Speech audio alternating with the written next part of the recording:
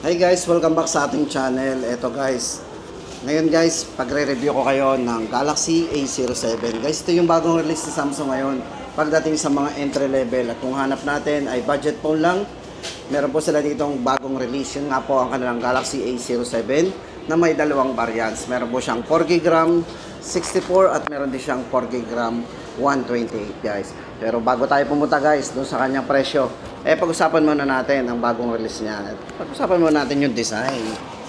Guys, ito. Pakita ko muna sa inyo yung design niyan. So, dito guys, for Galaxy A07. Yan. Pagdating po sa kanyang display, ito ay merong immersive 6.7 na display. Edge to edge po yan guys ha. So, yung ating edge to edge view. So, yung from side to side. O, yan, di ba? Check natin. Meron po siyang combined with smooth 90Hz po yung kanyang screen refresh rate. Tama-tama yun guys, mga streaming natin. Siyempre yung pagsaswipe din natin, napaka-smooth. And scrolling natin is seamless na. Yan. Watch the highlight nga po guys dito. Yan. Watch the highlight on Galaxy A07. Guys, ito unang-una dito yung design. So yung design po nito is sleek and slim design. So mapansin nyo, napaka-sleek and slim design po niyan.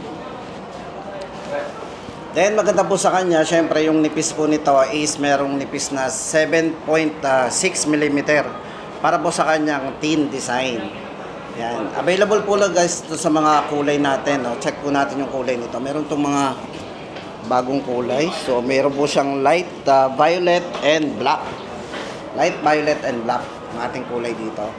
Guys, ito, syempre, pagdating naman sa kanyang powerful, power to play. Guys, sa mga mahilig maglaro dyan, yan, syempre, yung mga stream and multitask. Yan, all at once po yan. Kasi nga po, from, dati nga po, di ba, ginagamit natin, mga 12 nanometer. Pero dito guys, kay Samsung Galaxy A07, is nakaano na po yan, 6 nanometer na. So, pwede na po yung panglaro, pang stream. Yan, syempre, yan, faster load time, so mabilis niyang mag-load. At syempre, smoother para sa kanyang multitasking. Yan. Then, pagdating sa IP rating, guys, ito ay naka-IP54 na.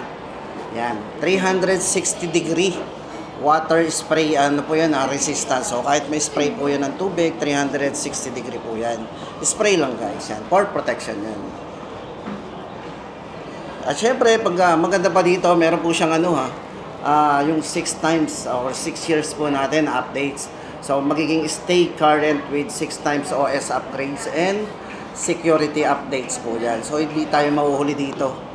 So, yung phone natin ay mananatiling fresh pa rin. No? Sabihin na ay smooth pa rin. Kahit 6 na taon na nakalipas. So, ito po yung maganda sa kanilang Galaxy A07. Then, syempre, kung more on camera naman tayo, meron tayong 50 megapixel po na camera. Para po sa kanyang pro grade. Yan. Camera. With dual pro grade camera po yan. So, nagdi-deliver po sa atin yan ng rich color and fine details. So, meron din siyang advanced, ayun, para nga po sa advanced image processor nito, balance po yung light and shade, and shade. Para sa kanyang clear na result. So, kung mahilig tayo sa camera, so napaka-clear po ng result nito.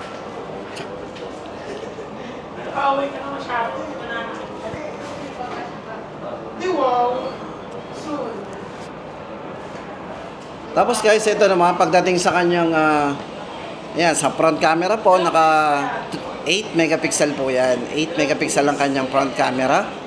50 megapixel po para sa kanyang wide angle camera. So, naka wide angle tayo. Check natin.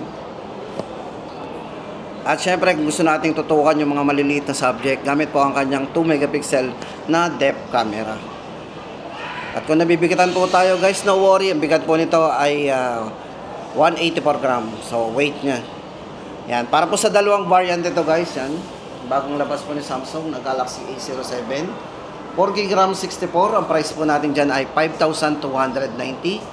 At ang 128 po nito ay 5,990. So, ayan guys. Ano pang hinihintay natin? Sa mga gusto mag-avail ng Samsung Galaxy A07, ito po yung 4G edition nila. So yun lang guys, sana ay nakatulong ako sa mga naghahanap po ng latest model dito kay Samsung. At don't forget to like, share, and subscribe naman po para sa ating mga manonood dyan. Yan, malaking tulong po yan sa akin guys, sa ating para lumaki po yung channel natin. Maraming pong salamat.